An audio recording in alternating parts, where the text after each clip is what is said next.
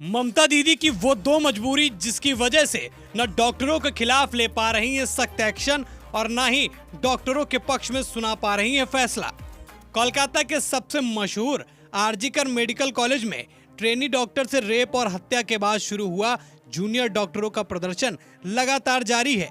इस medical college के campus में ही ट्रेनी महिला डॉक्टर का शव 9 अगस्त की सुबह सेमिनार हॉल में मिला था। इस घटना के विरोध में तब से ही डॉक्टरों का आंदोलन चल रहा है। पिछले 11 दिनों से कुछ डॉक्टर कोलकाता के प्रमुख इलाके में भूख हड़ताल और आमरण अनशन पर बैठे हुए हैं। जूनियर डॉक्टरों को अब अपने वरिष्ठ सहयोगियों का भी समर्थन मिल रहा है। अब तक लगभग 77 सीनियर डॉक्टरों ने सामूहिक रूप से सरकार को अपना इस्तीफा भेज दिया है। राज्य में चिकित्सा सेवाएं पूरी तरीके से चरमरा गई हैं। बंगाल की हालत खराब होने के बावजूद भी ममता न डॉक्टरों की मांगे पूरी कर रही हैं और न ही कोई सख्त एक्शन ले रही हैं।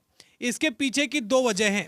पहला है सियासी। अगर डॉक्टरों की मांगे पूरी हो जाएंगी तो स्वास्थ्य व्यवस्था एक नई तरीके से बंगाल में चलेगी, जिसकी सीधी मॉनिटरिंग होगी, न कोई जबरदस्ती और न ही कोई दबाव। सीधा शासन प्रशासन और सरकार के सामने होगा जो भी होगा, जिससे कई अधिकारियों की पावर कम होगी और जूनियर डॉक्टर किसी के अधीन नहीं रह जाएंगे। पर अगर ऐसा होता है तो ममता को न सिर्फ बड़े अधिकारियों का विरोध झेलना पड़ेगा, बल्कि उनके पार्टी के नेता भी विरोध करने पर उतर आएंगे। इस कारण ममता दोनों तरफ से घिरी हैं। न वो डॉक्टरों की मांगों को पूरा कर पा रही हैं और न ही डॉक्टरों के खिलाफ फैसला ले पा रही हैं। अब आपको एक वजह और बताता हूँ। ममता तृणमूल कांग्रेस छात्र परिषद के सम्मेलन में ममता बनर्जी ने एक चीज साफ की थी कि राज्य सरकार के पास कई विकल्प हैं। इनमें से एक है एसेंशियल सर्विसेज मेंटेनेंस एक्ट या एस्मा और दूसरा है प्राथमिकी दर्ज कराना। हम दोनों ही नहीं चाहते।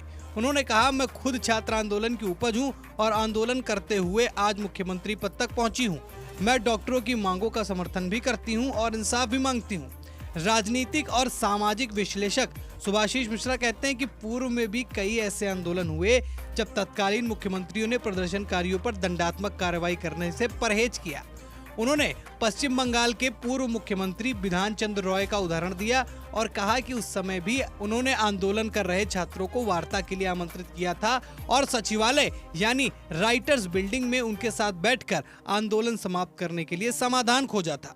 मामला साफ है, ममता बातों से हल निकालना चाहती हैं और डॉक्टरों को मनाकर बात खत्म करना चाहती हैं। वैसे बातचीत का सिलसिला कई राउंड चल चुका है, जिसमें डॉक्टर सरकार की बातचीत से संतुष्ट नहीं हुए हैं और बात का कोई फायदा भी नहीं निकला, जो साफ दर्शाता है ममता डॉक्टरों की मांगों को पूरा करने की बजाय कॉम्प्रोमाइज करने को कह रही हैं।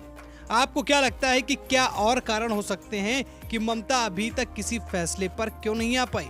कमेंट में बताएं।